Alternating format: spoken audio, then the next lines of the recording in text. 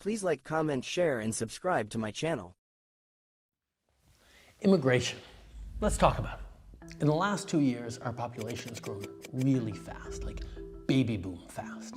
And increasingly, bad actors like fake colleges and big chain corporations have been exploiting our immigration system for their own interests. So we're doing something major. We're reducing the numbers of immigrants that will come to Canada for the next 3 years. Today, I'm going to let you in on what happened, where we made some mistakes, and why we're taking this big turn. There are two kinds of immigration in Canada. The one you probably think of most is permanent immigration, like when families come to Canada to settle and call it home.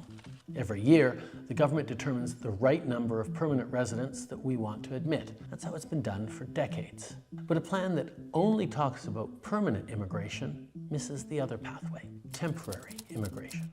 Temporary residents are people who come to Canada for a limited time, like international students, temporary workers, and so on. They come to work a job or go to school. When the job is done or when they finish their degree, most return home. Some apply to stay as permanent residents, but most return home. So back to this year's plan.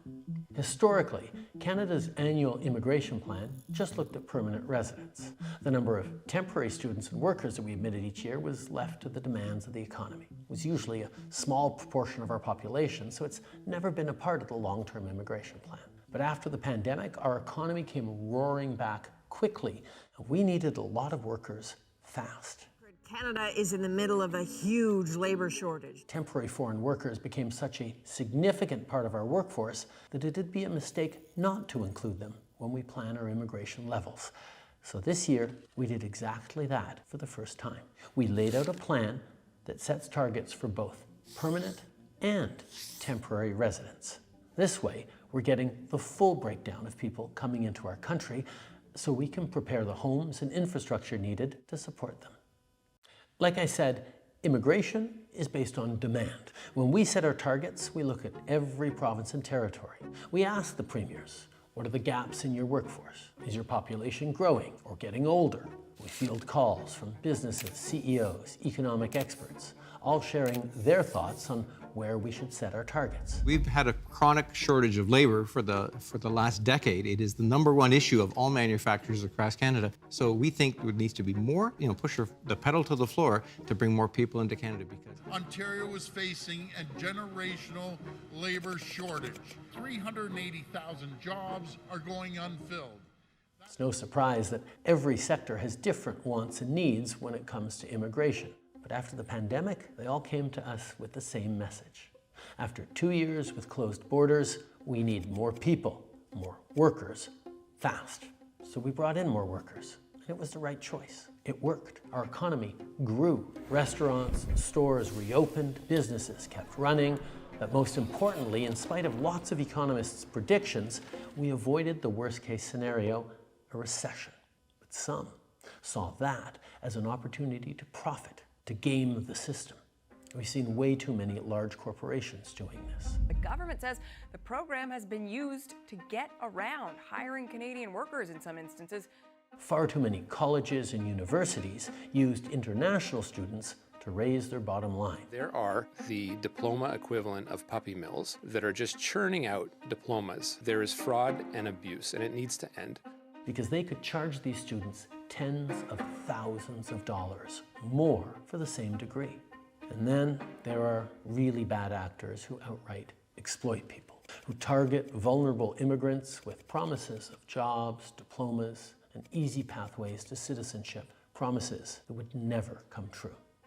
Looking back, when the post-pandemic boom cooled and businesses no longer needed the additional labor help, as a federal team, we could have acted quicker and turned off the taps faster. Now, it is time to make the adjustments to stabilize the immigration system that we need and get it working right for Canadians for right now. Immigration is primarily a federal job. We have the levers to rein it in, so we are. This is a big change, a major cut to immigration, reducing permanent immigration levels by at least 20%. A new string of measures to clamp down on temporary immigrants. That means a decrease in international students, temporary foreign workers. Canada's new immigration plan is straightforward. lower the number of new immigrants coming into Canada, both temporary and permanent. We're prioritizing permanent residents with the skills we need, like healthcare workers for our hospitals and construction workers who will build more homes. And those temporary residents who are already in Canada, some will apply to stay in Canada as permanent residents. Since they're already here, established and working, the added pressure put on communities is very low. Or they'll leave Canada when their temporary residency expires, reducing our population. Some temporary residents may turn to our asylum system when their visa expires as a shortcut to stay in Canada. Those claims will be analyzed and processed, and if their claim fails, they'll be sent home. Between the amount of people coming and going, we'll effectively pause population growth for the next 2 years. Then from 2027 onwards, it'll balance out and slowly start increasing again at a sustainable pace. In fact, that gets us back to the population growth path we were on before the pandemic. This pause is going to give our economy and our communities the chance to catch up with things like our plan to build millions more homes. That's not stopping, but now we'll have a little more breathing room as we build.